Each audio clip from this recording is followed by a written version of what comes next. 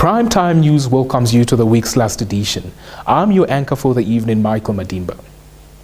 Before we commence with the bulletin, today we celebrate World Bee Day. On this day, we acknowledge the role of bees and other pollinators for the ecosystem. As such, let's all play our role in conserving these industrious insects for long-term food security. Leading the bulletin tonight, the Financial Intelligence Center intercepted and aided the recovery of criminal proceeds worth about 142 million Namibian dollars during the 2020-2021 financial year. Let's get the details from our first report compiled by Edward Mumbu Jr. The Financial Intelligence Center also analyzed dodgy transactions valued at 3.8 billion Namibian dollars, which are still under investigation by various law enforcement agencies. The details are contained in a dossier availed to the Namibia Press Agency by the center recently, which was presented by the Financial Intelligence Center's acting director, Garrett Amon. The intricate details show that the center contributed to the forfeiture of assets valued at 7.7 million Namibian dollars, preservation orders worth 19.6 million Namibian dollars, and the restraint orders to the tune of 115 million Namibian dollars. This resulted in 10 criminal convictions, while 67 cases are still ongoing. The forfeitures relate to movable and immovable properties. During the period under review, there were 7 preservation orders in line with the Preservation of Organized Crime Act involving 14 bank accounts. Our second story comes from the Otjiwarongo region, where a planned peaceful demonstration by workers of the Cheetah Cement factory outside Otjiwarongo was put on hold after the governor, James Werikwa, intervened. Our correspondent from that region, Mulisa Simiasa, filed this report. More than 200 workers had planned a peaceful demonstration Thursday morning and delivered a petition to Werikwa and the regional council. The demonstration is being led by the Mine Workers Union of Namibia. Union representatives on Thursday told Nampa in an interview they postponed the demonstration indefinitely after they talked to Werikwa, who then asked them for a briefing on the outcome of a meeting the union held with the management of the cement factory on Monday. The cement general manager, Kevin Lee, on Wednesday told this agency that Monday's meeting with the union and the workers had reached a deadlock after the workers had demanded for hefty salary increases, which the company cannot afford. Now, and a boost for the local hospitality sector. About 20 personnel from the NAST Hotel School received a week-long hospitality training course facilitated by the Turkish Cooperation and Coordination Agency, TICA. Salima Shmwefelini Masipa compiled this report. The training was facilitated via the faculty of the Falaise Vocational and Technical Andelo High School and the Vocational Education Center from Turkey. Speaking at the event, Turkish ambassador to Namibia, Beren Tulen, noted that tourism is one of the revenue gates for Namibia. However, the COVID-19 pandemic has negatively affected the Namibian tourism sector. This is a time for solidarity. We are considering it as a duty to be a part of responses to today's challenges. In the context of our active, human-centric, cooperation-oriented and principled foreign policy, which reflects the enterprising spirit and humanitarian values of my nation, we try to do our best for supporting all countries, including Namibia. So I hope that training course will be helpful for revitalizing tourism in Namibia. We spoke to some of the participants, and this is what they had to say. And what was very, very interesting is that they have a different model for vocational training in Turkey than we do in Namibia. It's a model that actually starts. It's very specialized, and it's schools that specialize in tourism, and you already start going to these schools from grade 7. So by the time you come out and you're qualified, you have had education close to 6-7 years in tourism, and that is why their tourism is so solid, their customer service is so good, because their students are really, really well equipped. They have a very strong foundation in tourism. So it was very interesting to see how they do this. So what we get from the Turkey side is like the same, it's same training that we are having. So it's just broaden our knowledge to know that everything is consistent. It's consistent. It's not that something or the setting up of the tables and things are different. So it's just consistent. The smile, everything you have to smile, do with confidence and things like that. The training, which concentrates on contemporary approaches in tourism, was held at the Namibia University of Science and Technology Hotel School from the 16th to the 20th of May. The second phase of the training will be in Turkey on an unspecified date. Shifting attention to Europe. German Chancellor Olaf Scholz said on Thursday that there would be no shortcuts to Ukraine's bid to join the European Union. Xinhua informs us why.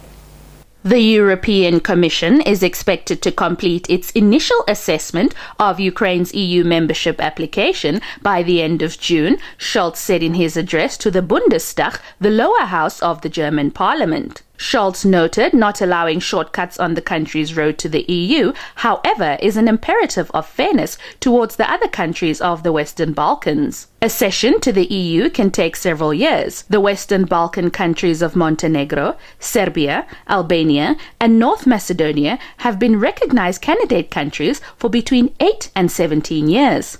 Last week, French President Emmanuel Macron also dampened Ukraine's hopes for a quick EU accession. He said they all know perfectly well that the process, which would allow them to join, would in reality take several years and most likely several decades. Ahead of the extraordinary meeting of EU leaders at the end of May, Scholz spoke in favor of a European Solidarity Fund for the reconstruction of Ukraine.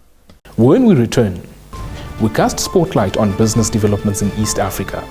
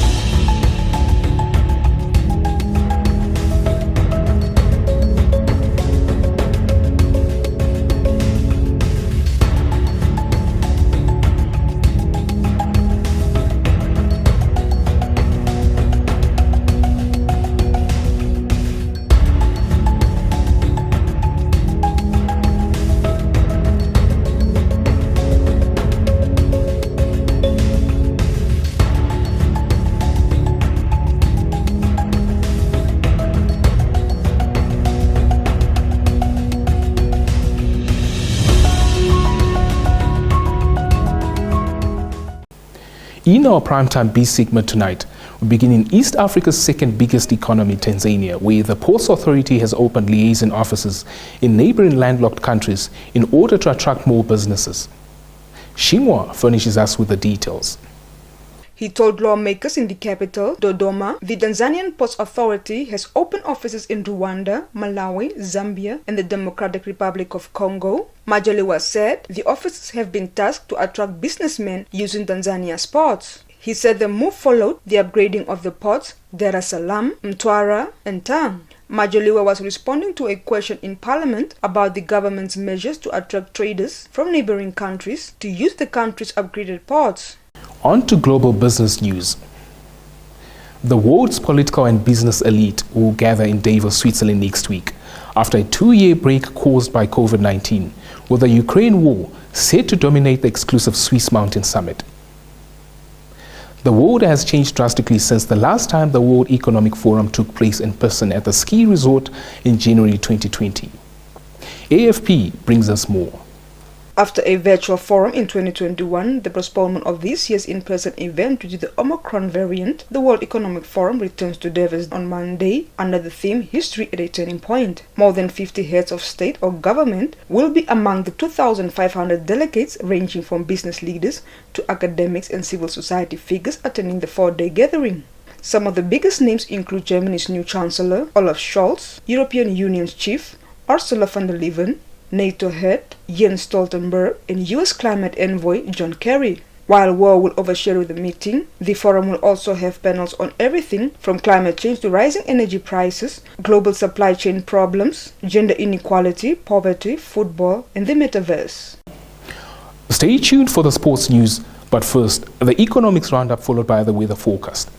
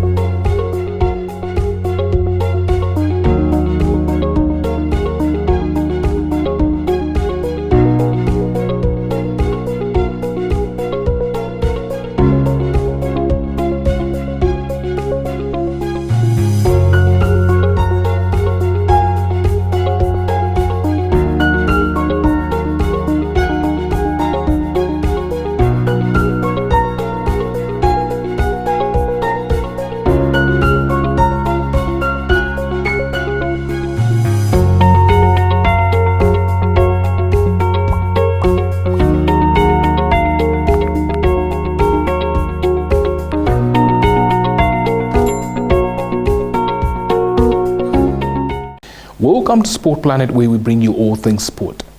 We begin in Swakopmund, where Sports, Youth and National Services Minister Agnes Chongarero is called on the sports industry to employ ingenuity and creativity in diversifying revenue sources in order to meet government halfway. This should be done taking into consideration the estimated 1.4% GDP fall of African economies, which means governments will be preoccupied with the production of basic immediate necessities to improve and sustain people's livelihoods. Shongarero made these remarks at the official opening of the 3-day African Union Sport Council Executive Committee meeting. Now, onto the English Premier League, where Liverpool manager Jurgen Klopp confirmed today that striker Divock Origi will leave the Premier League club at the end of the season. The Belgian international has not played enough matches to trigger an extension to his contract and has been heavily linked with a move to AC Milan. The 27-year-old has been a beat part player since he joined Liverpool in 2014, but has scored vital goals, including 2 in an astonishing comeback against Barcelona in the Champions League semi-finals in 2019. Origi also scored in the final that year as Liverpool lifted their 6th European Cup against Tottenham. Your sports roundup is up next.